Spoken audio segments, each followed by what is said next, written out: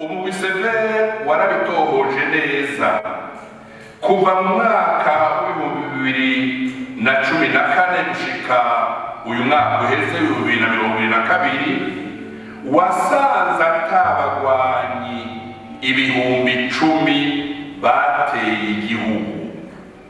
Uko kwabaye gushikuza kuko muri uwo mwaka abasirikare b'u Burundi ntibarenga ibihumbi 3,500 kandi ntibari gushobora guhangana n'isinzi ry'abantu nk'abo.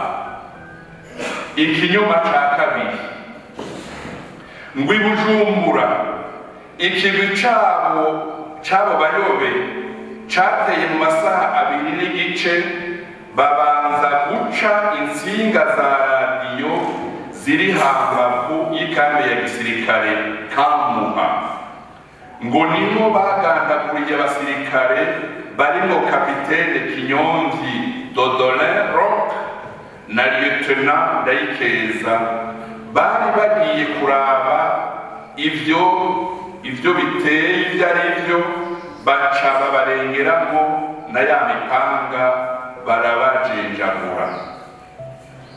Umugwi Severe navyo nyene warabitohoje, wasanze izo ruhazangabo zishwe n'abari bateguwe kubagandagura, kandi ntibishwe n'inkoho, bishwe n'imipanga n'inyundo.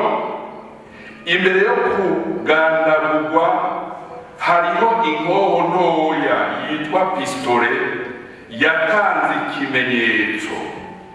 Lieutenant Ndayikeza yaciye asandaba aho nyene, kapitene Kinyomvyi Dodolin yapfiriye kwa muganga mu bitaro uyu munsi muzi byitwa Hopital Prince Louis Rwagasore.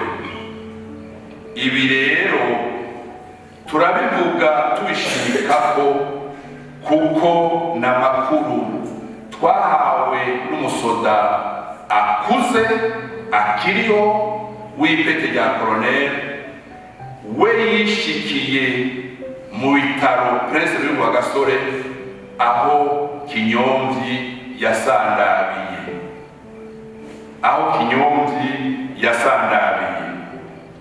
Umugwi Severe warabikoreyeko, wasanze ata ngwano yabaye mu gihugu cose.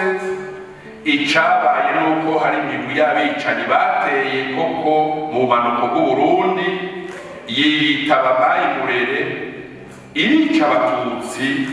Mu nyuma intwaro ya Perezida Michel Micombero ica yirara mu bantu cane cane b'abahutu bize hamwe n'abafise utwo batunze twisununuye, irica iramara inganda mu ntara zose no mu makomine yose y'Uburundi.